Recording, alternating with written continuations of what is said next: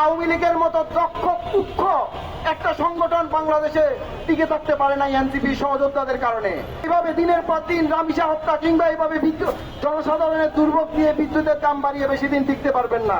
আমাদের এনসিপি সহযোদ্ধারা যখন নতুন বাংলাদেশের স্বপ্ন নিয়ে আন্দোলন করেছে, প্রতিটি বিএনপির ভাই বন্ধুরা এনসিপির শুভাকাঙ্ক্ষী ছিল। তখন মহামান্য তারেক জিয়া যখন বাংলাদেশে এসেছে, তিনি বলেছিলেন আই হ্যাভ এ প্ল্যান। আমরা সবাই বন্ধু ভেবে এই আই হ্যাভ এ প্ল্যানকে সমর্থন জানিয়েছিলাম, কিন্তু আজকে দেখছি I have a plan Shillong, ইন্ডিয়ার শিলং প্ল্যান হয়ে গেছে। বিএনপির বন্ধুদেরকে এখনো বলতে চাই, আপনারা যদি 2024-এর জুলাই অগাস্টের আন্দোলন ভুলে যান, তবে আপনারা বোকার স্বর্গে বসবাস করছেন।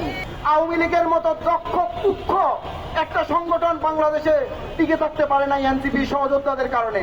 যারা একটা বালুর ট্রাক ছড়াইতে পারে নাই, তারা এইভাবে দিনের পর দিন রামিসা হত্যা কিংবা এইভাবে জনসাধারণের দুর্ভোগ নিয়ে বিদ্যুতের দাম বাড়িয়ে বেশি দিন টিকতে পারবেন না।